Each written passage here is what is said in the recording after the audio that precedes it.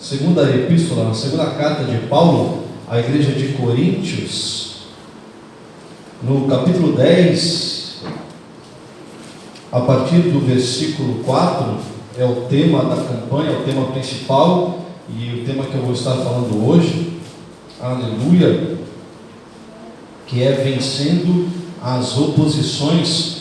E o nome desse tema, ele me lembra que nós estamos em guerra, porque nós só temos oposição quando nós estamos em batalha. Quando nós estamos em paz, não há oposição, há acordos, há alianças, há motivação, mas quando nós estamos em batalha, se levantam oposições para nos parar. Amém? Quem achou aí, dá um glória a Deus. Glória a Deus. Aleluia. Quem não encontrou, fala assim, ó, misericórdia. Tem gente aí com misericórdia. Se tiver um glória a Deus aí do lado, ajuda quem está na misericórdia aí, em nome de Jesus. Aleluia. 2 Coríntios, capítulo 10, versos 4 e 5. Vamos tentar resumir. Confesso aos irmãos que é um tema muito longo, dá para extrair muita coisa desses dois versículos, dá para navegar bastante na Bíblia e a gente acrescentar muito a nossa fé através da palavra. Diz assim: porque as armas da nossa milícia não são carnais, mas sim poderosas em Deus para a destruição das fortalezas, destruindo os conselhos. Repita assim: destruindo os conselhos, e toda altivez que se levanta contra o conhecimento de Deus, e levando cativo, repita, levando cativo todo o entendimento à obediência de Cristo. Amém? Glória a Deus. Queridos, quando foi me dado esse tema, a primeira coisa que o Senhor falou é que para se vencer a oposição, para a igreja ser uma igreja que vence as oposições, é que ela tem que ser uma igreja que se posiciona como oposição. Porque infelizmente a nossa realidade hoje, cultural, social, é que a igreja tem se rendido a conselhos, a igreja tem se rendido a filosofias, a igreja tem se rendido a ideologias que não vêm de Deus e que não estão de acordo com a palavra de Deus. Essa é a realidade que a igreja no Brasil, a igreja na sua maioria na parte ocidental do planeta, porque nós vivemos em uma cultura ocidental, ela tem enfrentado esse problema. Nós temos aceitado alguns pensamentos, algumas filosofias, algumas ideologias que não provêm de Deus, e estamos colocando isso em nossas pregações, estamos colocando isso em nossos devocionais, estamos aplicando isso à nossa vida, e vagarosamente, sem perceber, estamos perdendo o foco. Então nós precisamos ser oposição. Para vencer oposições, nós temos que ser oposição. A igreja ela não foi feita para concordar com o mundo. A igreja ela não foi chamada para concordar com o mundo. Ela foi chamada para confrontar um sistema que chamamos de sistema secular. E isso é muito importante a gente resgatar. Se a gente analisar o contexto histórico de Coríntios, na sua segunda carta, Paulo está travando uma batalha muito grande. Uma batalha que Paulo chega a mencionar foi, eu não acredito em coincidência, eu acredito em jesuicidência. Falamos sobre este tema no domingo, que é a graça do Senhor, do espinho na carne, e esse espinho na carne é justamente a batalha que Paulo está enfrentando na igreja de Coríntios. Porque há um grupo de homens que se denominam apóstolos, que não são apóstolos, e eles levantam uma acusação contra o ministério de Paulo. Eu vou resumir isso isso de uma forma prática. Imagine a igreja que os nossos pastores vão viajar, o pastor Humberto vai viajar, o presbítero Ronald está ausente, e aí de repente vem homens aqui que se denominam pastores, que se denominam apóstolos, que se denominam líderes, e começam a pregar coisa que já foi muito mais além do que anunciado. E começam a querer caluniar o caráter da pregação do teu líder, que tem te ensinado, que tem te motivado, que tem colocado a sua vida diante de oração. E é isso que Paulo está enfrentando na igreja de Coríntios. Um grande levante, uma grande rebelião. Já desde a sua primeira carta, aonde ele chama a atenção da igreja por tolerar certas atitudes de alguns irmãos, aonde um homem se deitava com a mulher do seu pai e a igreja o tolerava. E Paulo, em palavras gentis, ele simplesmente fala assim: que pegue este irmão e o entregue nas mãos do diabo, para que sofrendo, talvez ele se converta. E aí, na sua segunda carta a Coríntios, Paulo, até o capítulo 9, onde ele vê que os irmãos tiveram um resultado bom de sua primeira carta, de suas visitas anteriores. Tito traz boas mensagens, Timóteo, que foi enviado para fortalecer a fé. Olha, Paulo, o povo reagiu bem à carta, ficaram tristes, mas está produzindo arrependimento. Mas aí de repente no capítulo 10 até o capítulo 13, Paulo muda o tom da sua pregação, e aí ele começa a defender o seu apostolado. E a base do seu apostolado, que Paulo ele frisa bem, é que ele não se vangloria nas suas experiências.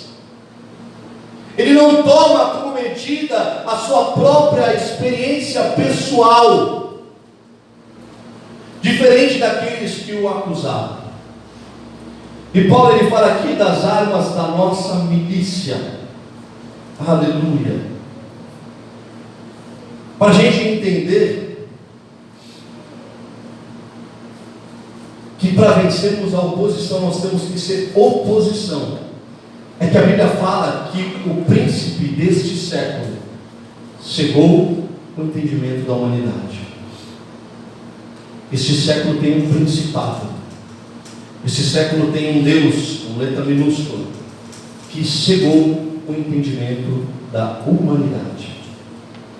A gente tem que entender isso.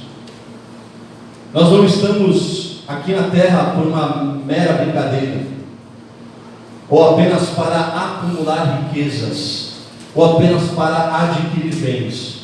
Nós estamos aqui porque Deus já anunciou que virá um juízo sobre a terra, e o interesse de Deus é que toda a humanidade venha se salvar. E para isso o rei levanta a eclesia, a assembleia, para levar a sua mensagem de que está vindo um rei conquistador, e que esse rei vai julgar as nações, e quem não estiver debaixo da graça, do favor imerecido desse rei, estará sujeito a tal julgamento. Esta é a missão da igreja. A Bíblia fala que o espírito do iníquo, ele já está entre nós, operando o mistério da iniquidade. Mas ainda há um que resiste, que é o Espírito Santo de Deus, que habita dentro de mim e dentro de você. Porque o príncipe deste século engana a humanidade. Mas enquanto o Espírito Santo agir na terra, através da nossa vida, as mentiras de Satanás serão desmascaradas pela igreja do Senhor. Este é o nosso chamado, para ser oposição. Nós estamos aqui para viver na contramão do mundo, sim, para falar não a ideologia de gênero, para falar não a teologias que pregam prosperidade e a teologias que pregam coach, como o homem a solução dentro de si mesmo. Nós estamos aqui para se levantar contra essas ideias mentirosas, contra filosofias mentirosas, para expor Satanás e seus demônios publicamente, assim como o nosso Senhor já o fez. Vamos para 2 Coríntios, ainda nessa mesma epístola, no seu capítulo 4. Aleluias. Aleluias. E Paulo, defendendo o seu ministério,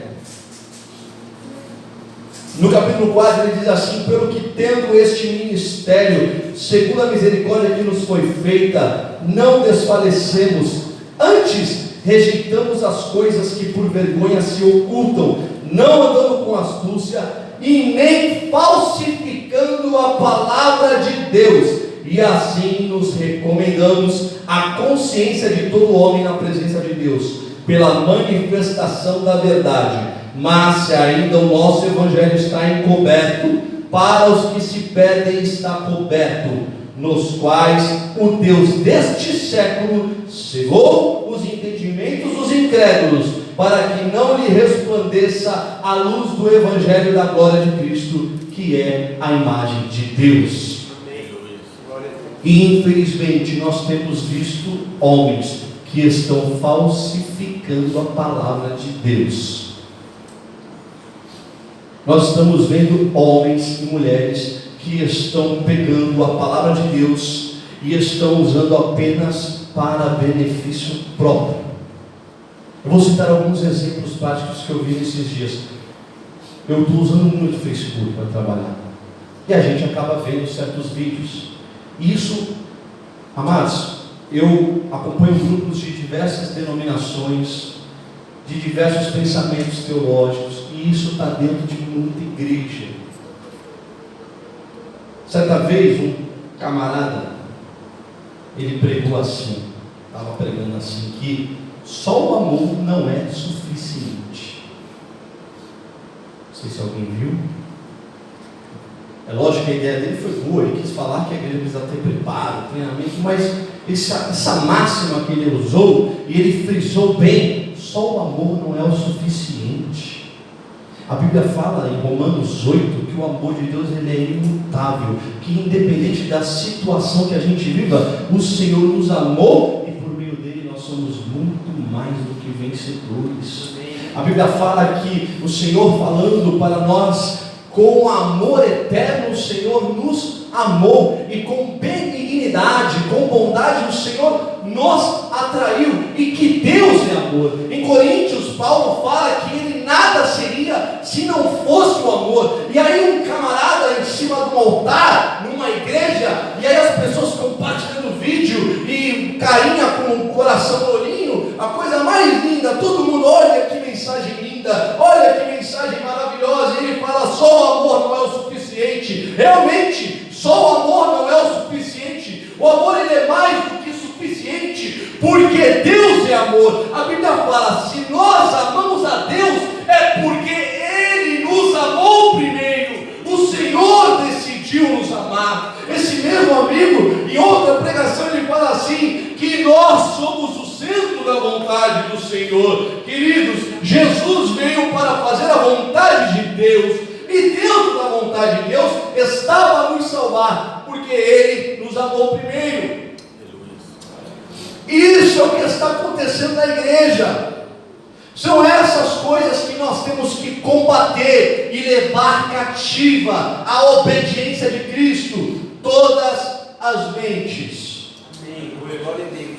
Essa é a missão da igreja: destruir as fortalezas de Satanás com as armas da nossa milícia, o louvor, a oração, que pode muito em seus efeitos, e a palavra de Deus, que é uma espada que corta de uma maneira tão profunda, que ela consegue discernir, ela consegue me dar um entendimento, se a minha vontade ela é do Espírito, ou se ela é da minha alma. Ela consegue me dar o discernimento, se as minhas atitudes, o meu comportamento está vindo pela direção do meu Espírito, que está sendo ministrado pelo Espírito Santo, ou se está vindo da minha natureza humana. É esse o poder da palavra.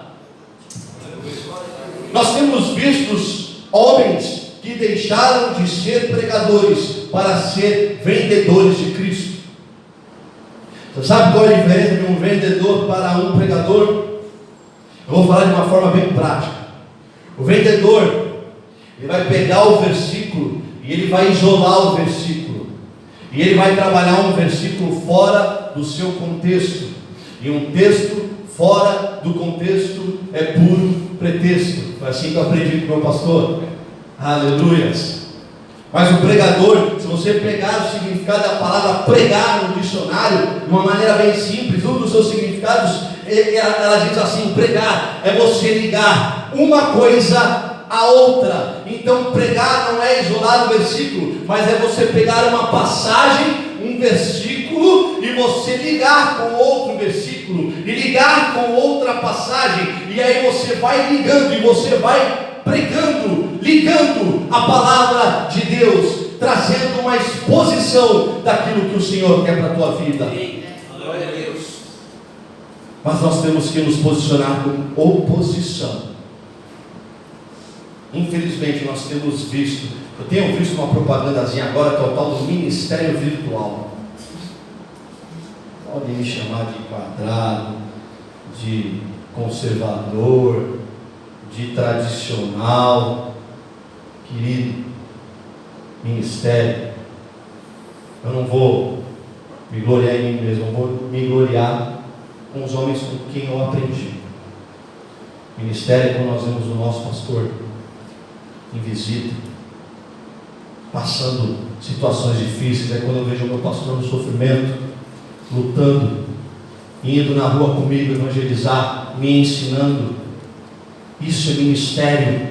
Ministério é quando a gente vê o irmão se levantar contra a tua igreja, falar mal do teu irmão, falar mal do teu próximo, e você vai defender a igreja que você congrega.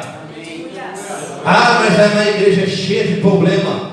Não interessa, é a igreja que você congrega. Defenda a sua igreja, por mais problemas que ela tenha. Você quer ver uma coisa? Vai lá em 1 Coríntios, no capítulo 1. Para quem gosta de falar mal de igreja, aqui não acontece isso, né, pastor? Só na China. Só na China. Aleluia. 1 Coríntios, capítulo 1, versículo 1. Paulo vai fazer a introdução da sua carta a uma igreja que aceitava um homem dormir com a esposa do seu pai. Olha como Paulo fala dessa igreja. Vamos ver se ele vai falar mal ou se ele vai falar bem. Paulo, chamado apóstolo de Jesus Cristo pela vontade de Deus, e o irmão Sóstenes, a igreja de Deus que está em Corinto, aos santificados em Cristo Jesus, chamados santos, com todos os que em todo lugar invocam o nome do Senhor Jesus Cristo, o Senhor deles e nosso, graça e paz da parte de Deus, nosso Pai, e do nosso Senhor Jesus Cristo. Sempre dou graças ao meu Deus por vós, pela graça de Deus que vos foi dada em Jesus Cristo, porque em tudo fostes enriquecidos nele, em toda palavra e em todo conhecimento, como foi mesmo o testemunho de Cristo confirmado entre vós, de maneira que nenhum dom vos falta, esperando a manifestação de nosso Senhor Jesus Cristo, o qual confirmará também até o fim para seres irrepreensíveis no dia de nosso Senhor Jesus Cristo. Fiel é Deus, pelo qual fosse chamados para a comunhão de seu Filho Jesus Cristo, nosso Senhor. Glória a Deus. Amém. Paulo só falou mal da igreja, né?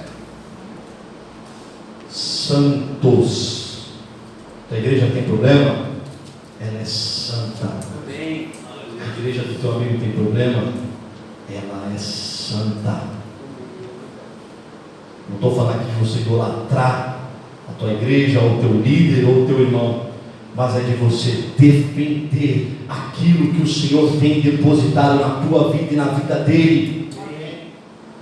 Vencer as oposições é isso, é quando se levanta um grupo para falar mal do teu ministério, para acusar o teu ministério, para acusar o teu chamado. Defenda a tua fé.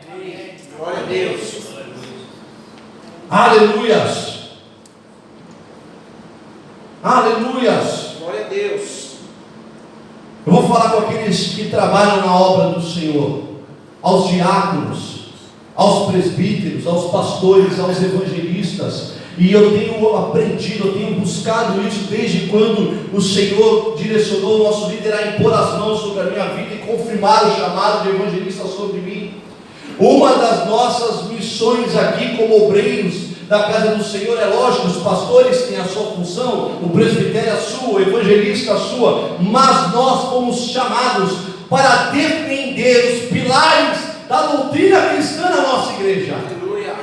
Nós fomos chamados para defender os pilares da doutrina da nossa fé, e não para se render ao que vem de fora. Me lembro, há muito tempo atrás, muitos anos atrás, tivemos um pregador aqui, o pastor estava viajando, e os pastores sentavam aqui, e estava no nosso meio o pastor Gessé, não lembro se ele era pastor ou presbítero na época, presbítero, né? E aí esse irmão veio um missionário pregar, mas ele é uma bênção, que eu creio que Deus está dando amadurecimento, já faz muito tempo, está na presença do Senhor, glória a Deus, mas nesse dia ele foi infeliz, porque ele falou assim na pregação: olha, porque queridos, todos nós somos filhos de Deus. Sabe aquele dizer? Todo mundo é filho de Deus. Aí o pastor Gessé, o presbítero Gessé na época pegou: olha, irmão, parou assim o culto, levantou. Está errado isso aí que você está falando. Abriu a Bíblia, diz aqui que agora o Espírito Santo nos dá o poder de ser chamados filhos de Deus através da fé. E aí, interrompeu, a pregação depois continuou, mas esse é o nosso chamado. Amém. Isso não foi vergonha para a igreja nem para esse irmão. Se ele estava na direção de Deus, não foi aprendizado. Porque todos nós estamos sujeitos a errar em palavras, falhar em palavras. A Bíblia fala que Moisés precisava de Arão para falar por si. Queridos, isso é muito importante. Ore isso ao Senhor: Senhor, que o Teu Espírito Santo seja como Arão. Como Arão foi para Moisés, o Teu Espírito Santo seja na minha vida. Porque nós somos pesados em palavra. Glória a Deus. Mas nós precisamos aprender a nos posicionar. Aleluia. Você pode glória a Deus. Senhor. Glória a Deus. Aleluia. Amém. Você quer ver outra barbárie que foi falada aí na internet? Gente, estou falando de igrejas cheias. Essas coisas eu não vou ficar discutindo, já foi um tempo, eu ficava debatendo muito no Facebook. Eu acredito que o Facebook é a praça moderna. Paulo ia para a praça antigamente, né, para debater os assuntos. E o Facebook hoje é essa praça moderna. Joga-se vários pensamentos, vários assuntos, você fica debatendo. Mas eu acho que eu passei dessa fase. Paulo teve essa fase. Ele também, nós vamos comentar aqui ainda. Mas queridos, e aí o camarada, ele começou bonitinho. Porque Adão foi uma espécie de Cristo, foi um tipo de Cristo, amém? E Eva, quando ela comeu o fruto e pecou, ela passa a ser uma mulher totalmente diferente, porque agora o pecado está nela, amém? Mas aí ele começa a enfeitar. O problema é esse.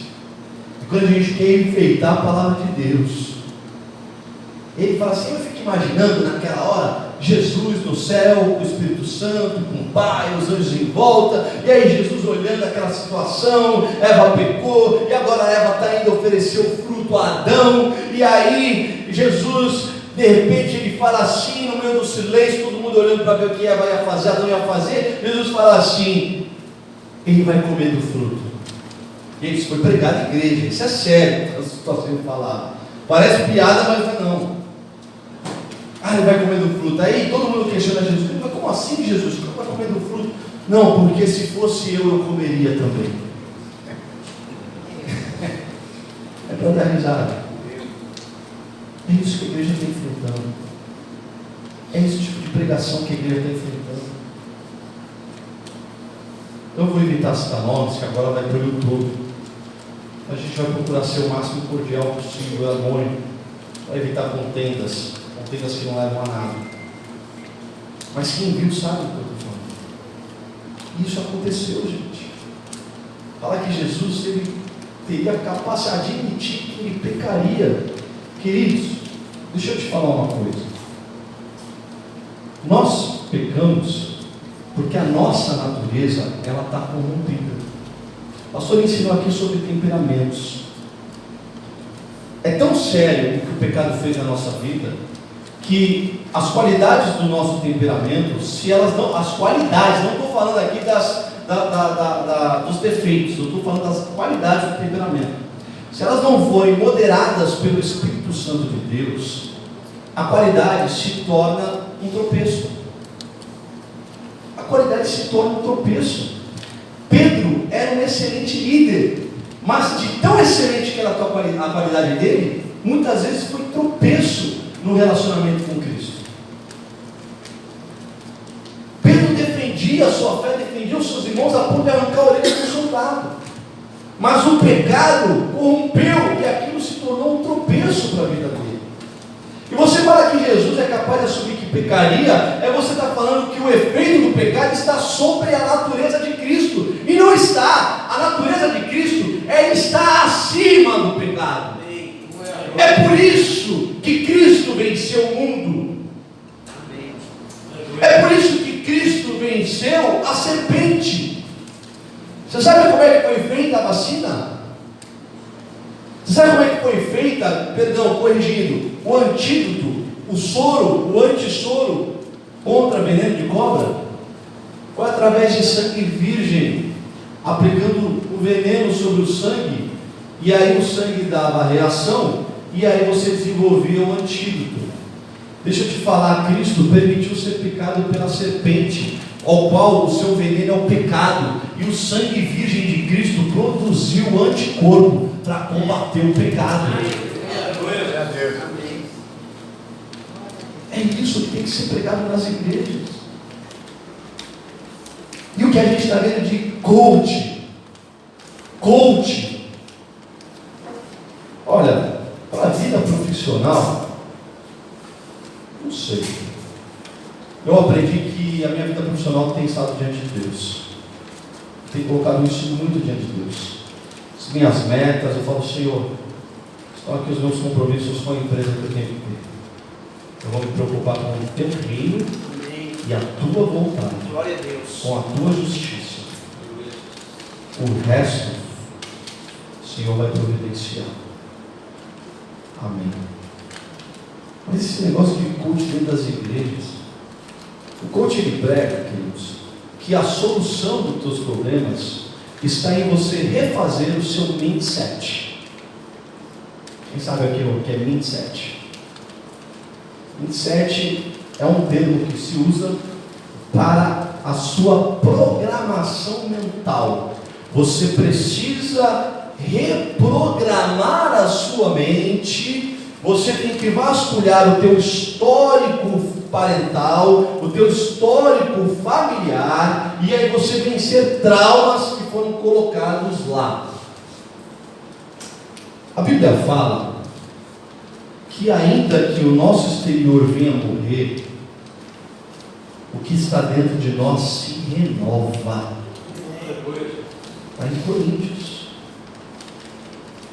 O nosso interior se renova, aguardando o revestimento da glória de Deus. Você tem noção do que é isso, meu querido? Aleluias! Aleluias! Você pode dar glória a Deus? Nós somos renovados a todo momento. Nós somos renovados a todo momento. Essa passagem está lá em 2 Coríntios, capítulo 4, versículo 16. Se você tem visto alguma sessão de coach aí que fala que você tem que reprogramar sua mente, para com isso, sai disso. Se você conhece algum crente, então, olha, eu vou fazer imersão, vou imergir no coach, vou ficar um final de semana. Hoje eu vi crente falando que participou disso. Eu vi, conversando, olha, irmão, participei de um coach lá, imersão, final de semana, a paz. 2 Coríntios, capítulo 4, versículo 16. Por isso não desfalecemos, mas ainda que o nosso homem exterior se corrompa, o interior contudo se renova de dia em dia.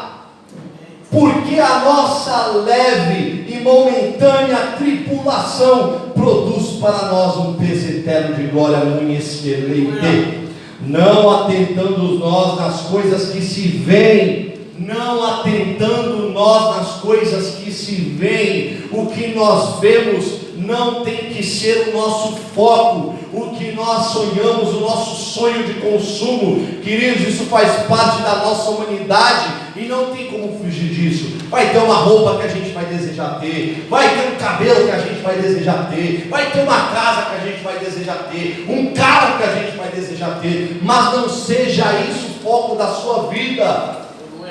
Aleluia!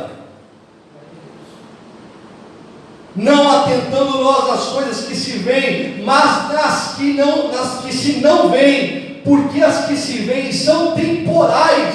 Gente, isso aqui é tudo temporal, vai passar, e as que se não veem são eternas. Aleluia!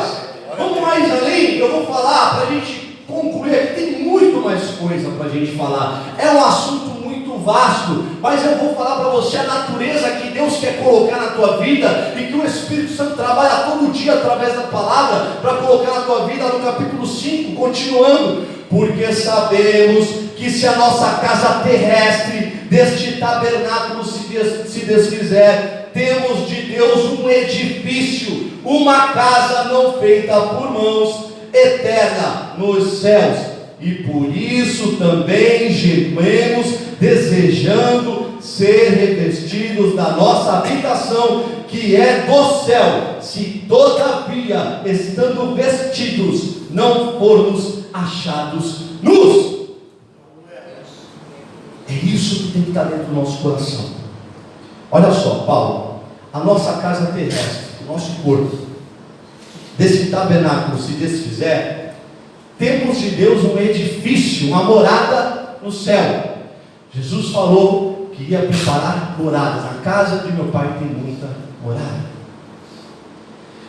Aí Paulo continua, olha, a gente sabe que se a gente morrer, se o nosso corpo se desfizer, nós temos em Deus um edifício, e por isso também gememos, desejando ser revestidos da nossa habitação que é do céu. O Senhor colocou em nós um desejo para sermos revestidos. Como assim, irmão? A Bíblia fala, para nós que cremos no arrebatamento, é que quando nós somos arrebatados, nós seremos revestidos daquilo que é incorruptível. E por isso também gememos, desejando ser revestidos. Se todavia desejamos ser revestidos da nossa habitação que é do céu, se todavia, estando vestidos, não formos achados nus. A hora que Cristo vier, se Deus não te achar nu, você vai ser revestido. O que é isso, irmão? Nós estamos vestidos deste tabernáculo. Se eu não morrer, quando eu for arrebatado, eu vou ser revestido. É isso que Paulo está falando. Nós gememos pelo arrebatamento. Nós temos que gemer pelo arrebatamento. Nós temos que gemer pela manifestação de Cristo, da sua volta, da sua segunda vinda. Nós temos que gemer para ser revestidos. Se nós não formos encontrados nus deste corpo, meu espírito e minha alma estão nu deste corpo. É isso que tem que estar no nosso foco. E nós vemos uma igreja que tem se prendido a coisas mundanas. Você pode glorificar o nome do Senhor, é uma oportunidade.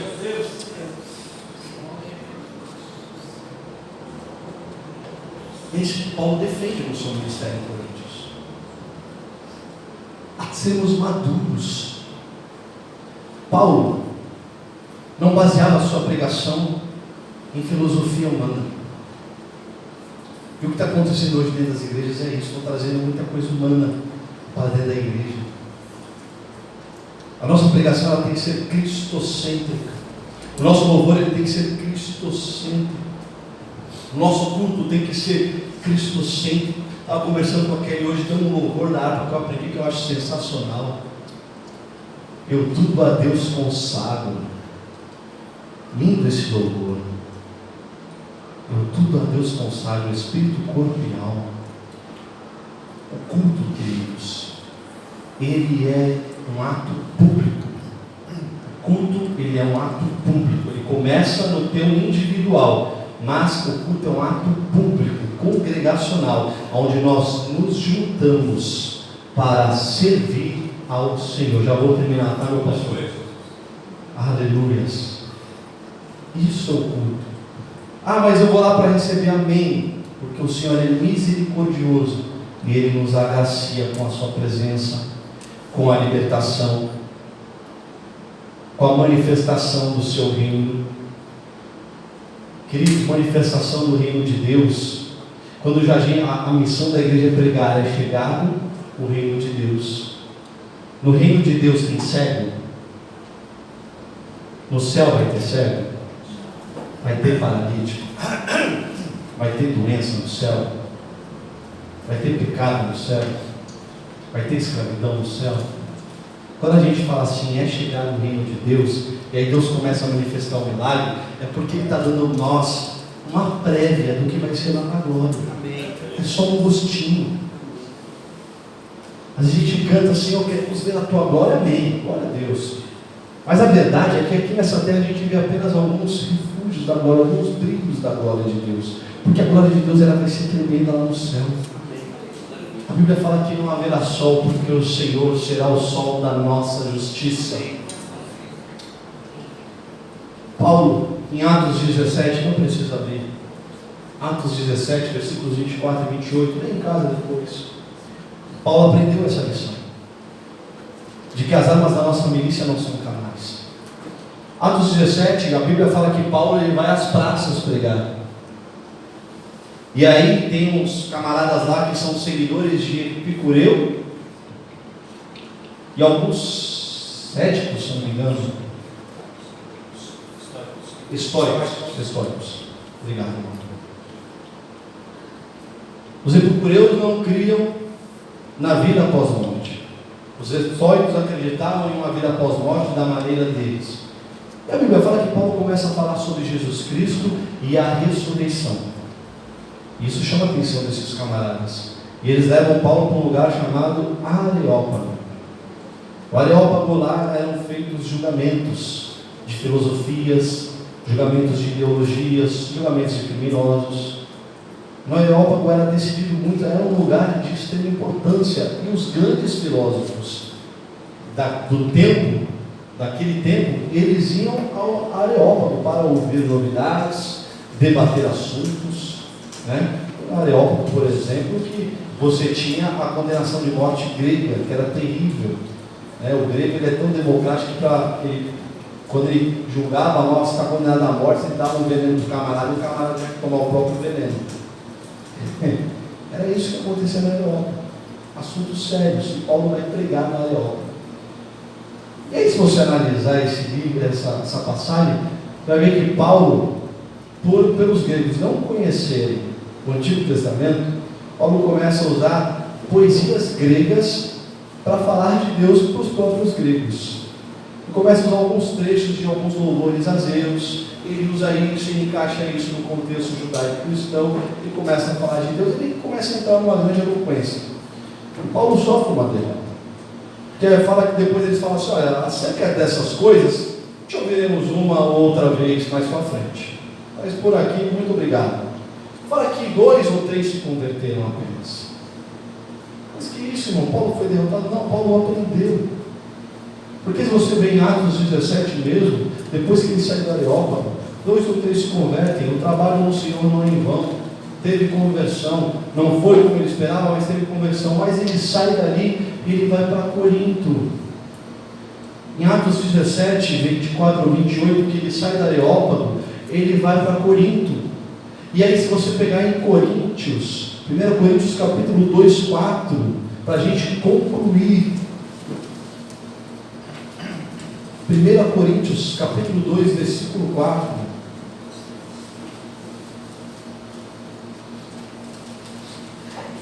Quem achou da glória a Deus? Diz assim Paulo: a minha palavra e a minha pregação não consistiram em palavras persuasivas de sabedoria humana, mas em demonstração do Espírito e de poder, para que a vossa fé não se apoiasse em sabedoria dos homens, mas no poder de Deus. Essas são as armas da nossa milícia: a oração, a palavra apoiada na palavra.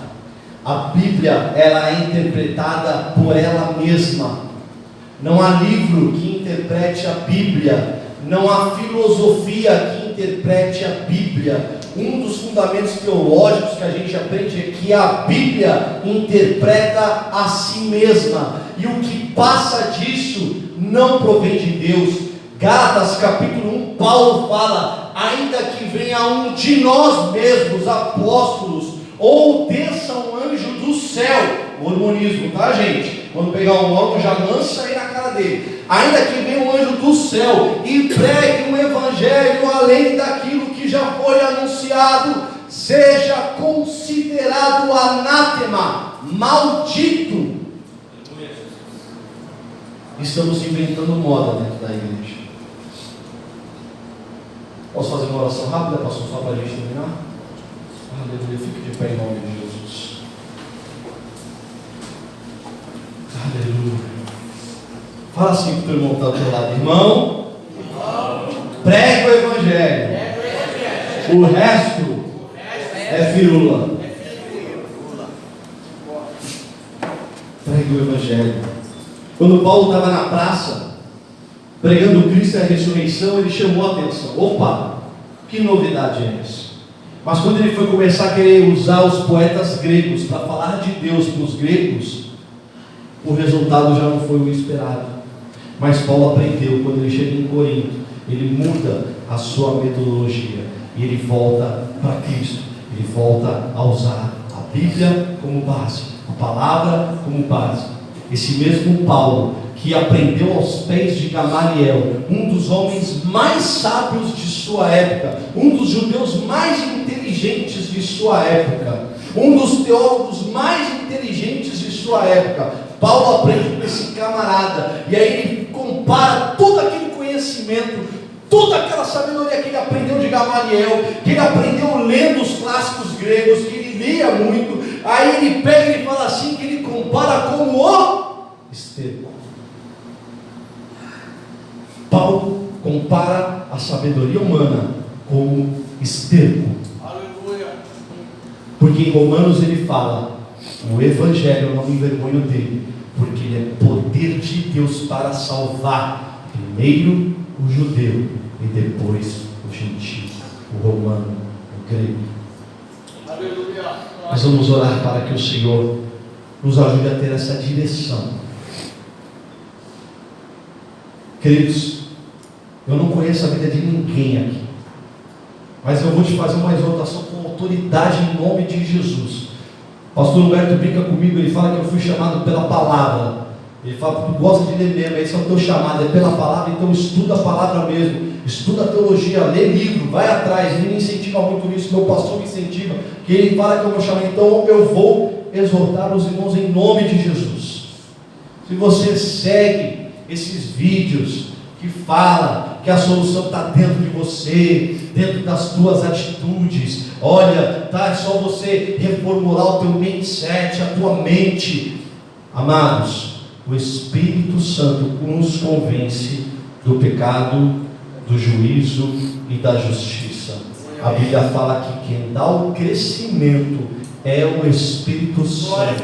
Podemos evangelizar todos os dias, podemos suar a camisa evangelizando todos os dias. Quem traz uma vida e acontece o milagre de reconhecer que Jesus é o Senhor, é o Espírito Santo que convence, é Ele que abençoa a tua vida. O salmista falava: bendize a minha alma ao Senhor. É Ele quem sara as suas feridas, é Ele quem cura as tuas feridas, é o Espírito Santo. Não é livrinho minutos de sabedoria, não é livrinho de, não é abrir a Bíblia num momento de sorte, não é textinho oriental, não é filosofia oriental, não é filosofia grega, não é psicologia. Ah, mas não tem valor? Tem.